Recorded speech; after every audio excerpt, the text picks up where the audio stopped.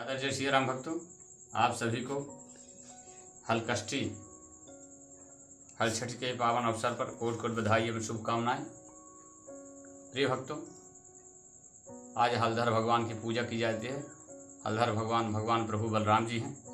पंडित जी के द्वारा हलकष्टी की 6 कथा हैं, 6 कहानियाँ हैं। आप लोग ध्यान से सुनिए। पहली कहानी, अचानक एक राजा अपने परिवार सहित रहता था। वह प्रजा के सुख दुख का बहुत ध्यान रखता था। उसके राज्य में कभी सभी सुखी थे और राजा अपने राज्य के हर गांव में तालाब कुआं बनवाता रहता, लेकिन सभी तालाब कुआं सदैव सूखे ही बने थे। इस वजह से राजा हमेशा चिंतित रहता था। एक ऐसा कि कोई तो उपाय होगा कि जिसके करने से पानी की समस्या का निदान हो जाए। एक दिन राजा अपने दरबार में पानी के विषय में मंत्री से एवं सलाहकारों से चर्चा कर रहा था।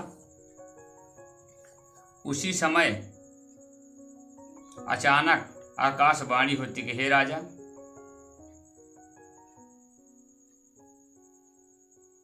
रोक देना थोड़ा।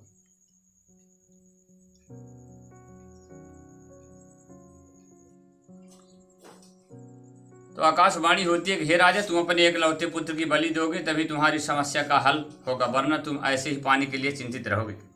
आकाशवाणी को सुन करके राजा दरबार में बैठे लोगों को आश्चर्य, राजा पानी के लिए चिंतित हो रहे थे। आकाशवाणी को सुन करके दरबार बैठे लोगों को आश्चर्य होता है कि और तो सभी लोग दुखी हो जाते हैं। तब सभी सोचते हैं कि यार राजकुमार की बलि दे दी जाएगी, यह तो राजा का वंश ही खत्म हो जाएगा। रात में राजा ने विचार किया कि यदि अपने बेटे की पोते को अभी 2 माह का है बलि दे दूं तो कैसा रहेगा। इससे आकाशवाणी की बात भी पूरी हो जाएगी और मेरा वंश भी बच जाएगा, क्योंकि मेरे बेटे के जीवित रहने में भविष्य में और पोतों का जन्म हो सकता है। फिर राजा ने अपने मन में विचार किया और निश्चय करके सो जाता है। अगले दिन हलकष्टी का व्रत होता है।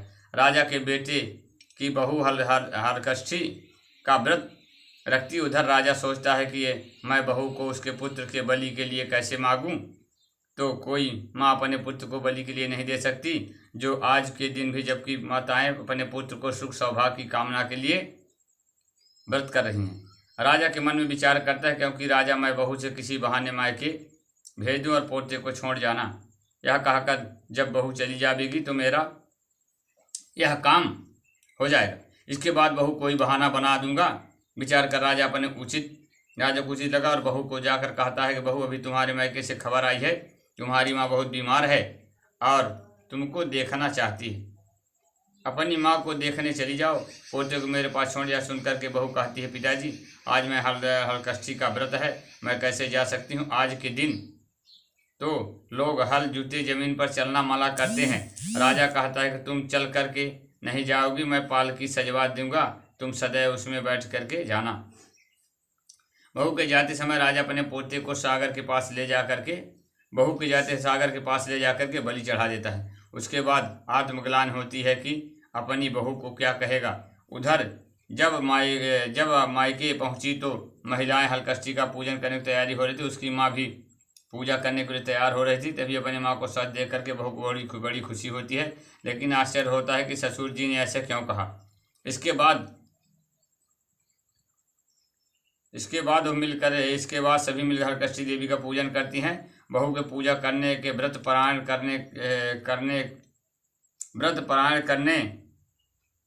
कर कहारों के साथ वापस आती है। रास्ते में वह कहारों को कहती है कि हमारे ससुर जी ने मेरे सागर में बनवाए उसी तरफ से चलना, मैं सागर में हाथ मुंह धोकर ही घर जाऊंगी। कहारों को असमंजस होता है, लेकिन बहू की जिद के कारण कहार ले जाते हैं, लेकिन उस सागर में पानी भरा हुआ देख करके आश्चर्य होता है। वास्तव में आकाशवाणी के अनुसार राजा ने बलि देने के लिए यह चमत्कार हुआ था। बहू सागर में उतर कर प्रणाम करती है और हाथ मुंह धोकर के आंचल फैलाती है। आंचल में उसका बच्चा खेलते हुए आ जाता है। बहू को बहुत आश्चर्य हुआ कि बच्चा यहाँ कैसे आ गया। फिर दोनों पहुँचते हैं तो हलकष्टी माँ की कृपा से ही सब कुछ हुआ। राजा अपनी बहू को उससे माफ़ी मांगता है लेकिन साथ में बच्चे को देखकर बहुत खुश होता है। राजा बहू को आशीर्वाद देते हुए कहता है कि जाओ, तुम्हारे पुण्य का यह नतीजा है। राजा कहता है कि जिस तरह बहू को आत्मविश्वास और श्रद्धा के कारण हमारे घर में खुशी आई है, वैसी हमारे राज्य में सभी प्रजाजनों के घर में खुशी आए। चलिए। राजा घोषणा करवाई कि अगले साल हमारे राज्य में सामूहिक रूप से हलकष्टी की पूजा होगी। जिस प्रकार हलकष्टी माता की कृपा से राजा के घर में खुशियाँ आई हैं, उसी प्रकार आप सभी भक्तों को सदैव खुशियाँ बनी रहे। एक बार रामपुर में एक किसान परिवार आता था, जिसके किसान के लड़के का विवाह हो चुका था। उसकी लड़की भी थी जो कि विवाह करने योग्य हो चुकी थी। बहू लक्ष्मी और ननद रमा दोनों सहेली जैसे रहती थी। रमा अपनी बहू को बहुत प्यार करती थी। एक दिन रमा लक्ष्मी दोनों खेत जाने को सोचती हैं। माँ से आज्ञा लेकर के कुदाली और कुटनी लेकर के खेत में जाती हैं। लक्ष्मी ननद को कहती है, तुम यहाँ पर बैठना, तब तक मैं खेत में कांटा, लकड़ी, घास इत्यादि पड़ा है, उसे बीन कर लाती हूँ। ऐसा कहकर लक्ष्मी काम में लग जाती। उधर रमा बैठी बैठी कहीं भी नाग का भिभौरा था। रमा के बैठे बैठे वहाँ मिट्टी की लकड़ी खोदते अनजाने में नाग के पांच अंडे को फोड़ देती है। उनमें से इसमें नागिन को बहुत गुस्सा आया और वह रमा को काटने आती है। रमा चिल्लाते हुए दौड़ती है। रमा के पीछे नागिन आते देख लक्ष्मी रमा को अपने पीछे से नागिन के हाथ पकड़कर प्रार्थना करती है। कहती है, मैं हे माँ, आप तो मेरी ननद को भूल कर क्षमा कीजिए। वैसे ही कहोगी वैसे मैं करूँगी। नागिन लक्ष्मी से कहती है कि तेरी ननद मेरे पूरे वंश के अंडे नाश कर दिया है, क्या तू इसकी पूर्ति कर सकती है? लक्ष्मी सोचती है कि मेरे एक ही ननद है, इसलिए कुछ तो हो गया तो मेरी सास क्या कहेगी। फिर हाल अभी लक्ष्मी परिस्थिति में टालना होगा। ऐसे सोचकर नागिन से कहती कि हे माँ, मैं आपके नुकसान की पूर्ति नहीं कर सकती, लेकिन यह वचन देती हूँ कि बदले में आप जैसा कहेंगे वैसे मैं करूँगी। यह वचन सुनकर वापस आ जाती है और घर में किसी को भी कुछ नहीं बताती। धीरे धीरे समय बीतता चला जाता है। रमा की शादी हो जाती है और अपने ससुराल चली जाती है। उधर अपना वचन भूल जाती है। समय बाद लक्ष्मी एक सुंदर बालक का जन्म देती है। परिवार में खुशियाँ मनाई जाती हैं। छठी की रात नागिन आती है और लक्ष्मी ने उसका बच्चा मांगती है।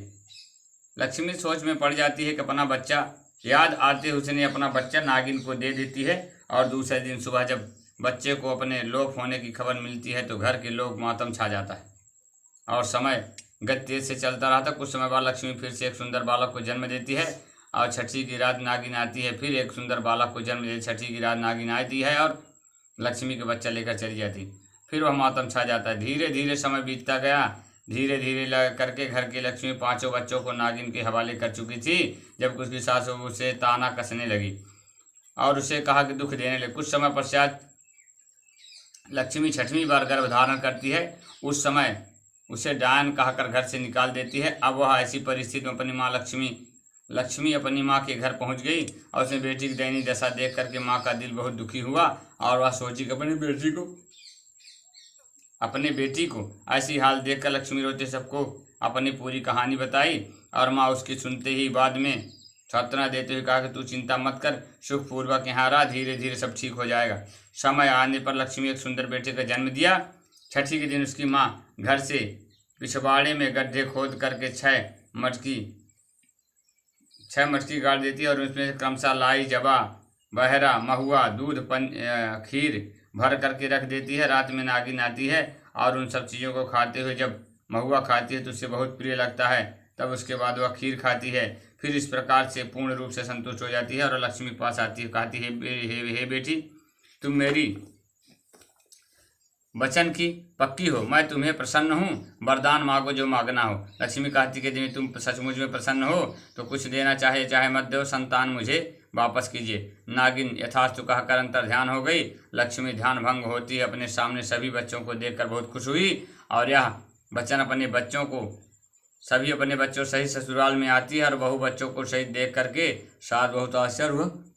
लक्ष्मी अपनी सास को पूरी कहानी बताती है। तब सास से माफ़ी मांगती है। फिर खुशियाँ मनाई जाती हैं और इस प्रकार लक्ष्मी के घर में पूर्ण सुख शांति की स्थापित होती है। बोले हर छठ महारानी की जय।